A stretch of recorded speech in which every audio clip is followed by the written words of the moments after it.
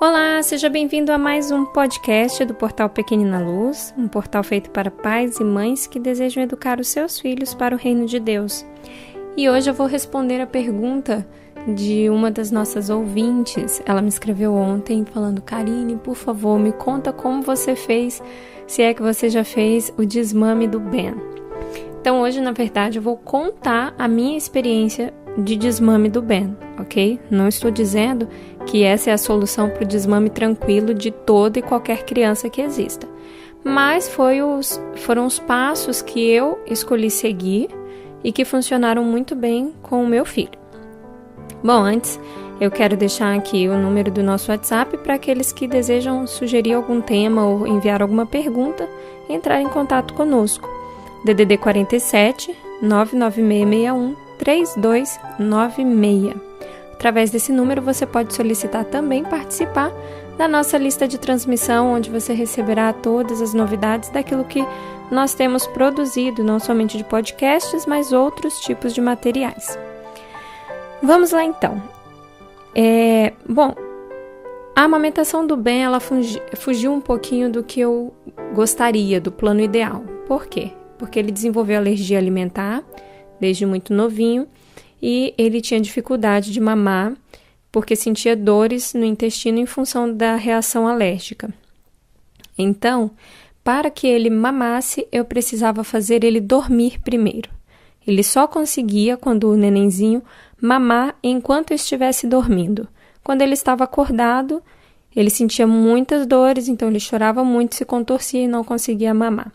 Essa é uma informação importante. Por quê? Porque isso bagunçou muito a amamentação dele, os horários e a rotina ficou extremamente bagunçada, fugindo do que para mim seria o ideal, o que exigiu de mim um maior jogo de cintura mais para frente para organizar tudo de novo depois que ele sarou. E depois que ele sarou, que ele recebeu alta do tratamento da alergia, que ele já tinha mais de 1 ano de idade, aí eu fui organizar as mamadas dele. Então, quando eu pude parar para organizar, que já estava solucionada a questão da alergia, eu coloquei 3 horários específicos para ele mamar. Até os 6 meses ele mamou em livre demanda. Depois dos 6 meses, introduzindo a alimentação de comidinhas, eu reduzi um pouquinho a quantidade de amamentação, mas ainda assim ele mamava na madrugada, inclusive, porque ele ganhava pouco peso em função da alergia, então eu preferia amamentar ele, mesmo sendo de madrugada, para garantir que pelo menos ele se alimentasse um pouquinho melhor. E, como eu falei, a alergia fez com que bagunçasse tudo que para mim era o ideal. Mas depois de 1 ano eu fixei que ele teria só os 3 horários de mamar. Quando acordasse, depois do almoço e um pouquinho antes de dormir. Bom, esses foram os horários que dentro da rotina que eu tenho com o Ben foram os melhores horários que eu consegui selecionar. Talvez para você possa não ser a melhor organização de horários, mas para a nossa situação aqui foi a melhor organização que eu pude fazer. Então, ajustando assim, durante um período, eu trabalhei isso, de fixar para ele que ele teria só 3 momentos. E quando ele pedia, por exemplo, mamar na madrugada, como é que explica para uma criança que ainda não está na hora, ainda não deu 6 horas da manhã? Difícil, né? Ele não sabe, não tem noção. Então, eu criei para ele referências. Então, quando os passarinhos começassem a cantar, era a hora que ele podia mamar de manhã. Era uma referência de que o dia tinha nascido. Depois do almoço, era fácil ele perceber, que aí ele mamava e tirava o cochilinho dele. E depois, antes de dormir, então eu explicava, o próximo mamar é só antes de dormir à noite. Então, ele já sabia, ele vinculou a essas informações os horários, e cada vez que ele pedia o mamar fora do horário, eu lembrava a ele qual era o próximo horário a partir dessas referências. Depois que isso ficou bem organizado, e aí isso daí já era depois dos 2 anos de idade, que eu fui começar o trabalho de desmame, até os 2 anos eu mantive certinho esse esquema que eu montei com ele dos horários. Mas aí depois dos 2 anos, em função do cansaço que eu já estava sentindo, eu perdi muito peso desde o nascimento do Ben, não consegui recuperar esse peso. Então, para mim já estava um processo assim muito exaustivo. Então, eu comecei a organizar com ele o desmame. E aí, a primeira coisa que eu retirei foi a mamada do horário que eu considerei ser mais fácil de negociar, que era após o almoço. Então, comecei um trabalho de ensinar ele a dormir sem o mamar. Então, ele iria dormir depois do almoço, sem precisar mamar no peito, e mamadeira eu nunca dei mesmo, então sem nada, sem mamar. E aí, durante umas 2 semanas, eu trabalhei isso com ele e ok, tiramos a segunda mamada do dia. Ele ficou, então, só com a mamada de quando ele acordava e a da hora de dormir à noite.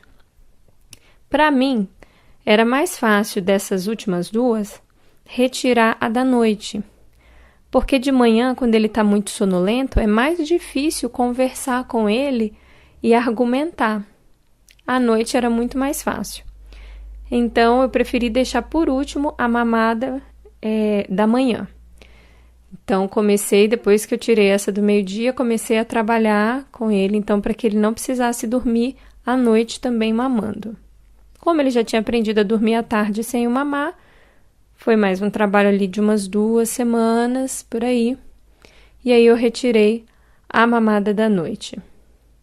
E aí depois de um tempinho, isso não foi assim, 2 semanas e aí logo as próximas 2 semanas novamente, não. Dava um tempinho, dava alguns dias. Foi um processo gradativo à medida que eu percebia que para ele estava ficando bem, que aquilo não estava gerando nenhum sofrimento. E aí, por fim, eu fiquei com essa única mamada ali da manhã, que para mim era muito tranquila. Então, não me cansava, não era uma coisa que de alguma forma eu tivesse pressa de retirar. E aí, num belo dia, quando ele terminou de mamar de manhã, ele virou para mim e falou bem assim: acabei o mamar, não preciso mais mamar. Aí eu achei engraçada a fala dele, aí falei: não precisa mais mamar? Nunca mais? Já cresceu? Já é grandão? Aí ele: já cresci, já sou grande. Eu achei engraçado, mas eu levei a sério. E aí eu falei: então tá bom, então vamos dar tchau pro mamar e a partir de amanhã não tem mais o mamar, né? E deu tchauzinho pro mamar e pronto, isso foi uma sexta-feira. No sábado de manhã, só lembrei ele que ele tinha dado tchau pro mamar. Aí ele, ok, se lembrou que tinha dado tchau, então parou de pedir. No domingo, a mesma coisa, ele pediu, lembrei que ele tinha dado tchau pro mamar, ficou ok. E dessa maneira eu tenho trabalhado até aqui. Depois de um tempo ele parou de pedir. Essa semana, por exemplo, ele pediu uma vez, estava dengoso e aí foi pedir mamar. E aí eu falei: mas você já deu tchau pro mamar? Uma coisa que a minha mãe quis fazer, coisa de vó, foi comprar um presente para ele que marcasse essa fase. Então, um presente que ele olhe e veja e lembre: eu ganhei esse presente porque eu parei de mamar. Então, ela deu esse presente para ele também, que foi uma forma de ajudá-lo a fixar que ele não está mais na fase de mamar. E dessa forma foi um desmame muito tranquilo.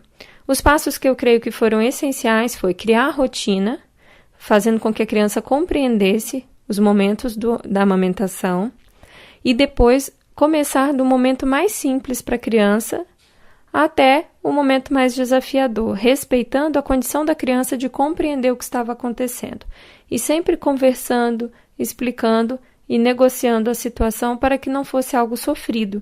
Eu não fiz em momento algum uma retirada da amamentação, causando dor, causando sofrimento a ele. Em todo instante foi conversado, foi trabalhado, foi acordado e ele muito feliz aceitava, principalmente com a ideia de que ele estava crescendo, que ele estava agora podendo fazer outras coisas que era de uma criança grande, então ele não precisava fazer as coisas de nenenzinho. Então, trabalhar dessa maneira fez com que, apesar de todo o tumulto que eu vivi no início do nascimento dele e da alergia alimentar, que criou um tumulto muito grande em tudo que eu acreditava sobre o que era correto para a amamentação,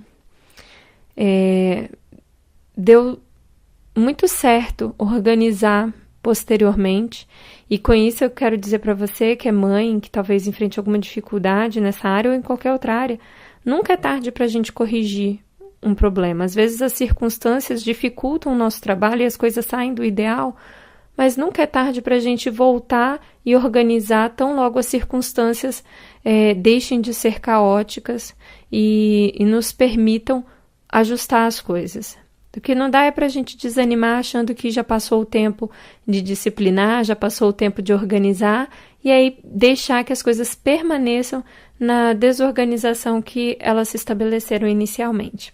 Bom, eu espero que compartilhar minha experiência com vocês sobre o desmame do Ben possa incentivar você que é mãe, que ainda está nessa fase, a fazer um desmame tranquilo, respeitando a si, respeitando também ao seu filho, lembrando que há um vínculo muito importante na amamentação, muito mais do que alimento, principalmente depois dos 2 anos, a amamentação é algo afetivo, e isso precisa ser feito com muito amor. Eu não concordo com mentiras, eu não concordo com a mãe dizer que não tem leite se tem, que está machucado se não está. Esse é um método que eu não aprovo como cristã. Respeito quem adere a ele. Sei que às vezes no desespero é a única solução que a mãe está vendo, mas eu pedi muito a Deus que me ajudasse a ter um desmame tranquilo, porque eu não queria utilizar desses recursos. E eu acredito que manter a calma durante todo esse processo foi essencial também, porque quando a gente perde a tranquilidade, a criança ela é contagiada pela nossa ansiedade, pelo nosso nervosismo, pelo nosso estresse, e ela passa a demandar mais ainda da gente do que demandava antes. E torna o processo muito mais cansativo, exaustivo e difícil de ser realizado. Bom, eu fico por aqui, um abraço, um excelente final de semana para você e nos vemos no próximo podcast. Que Deus abençoe o seu lar.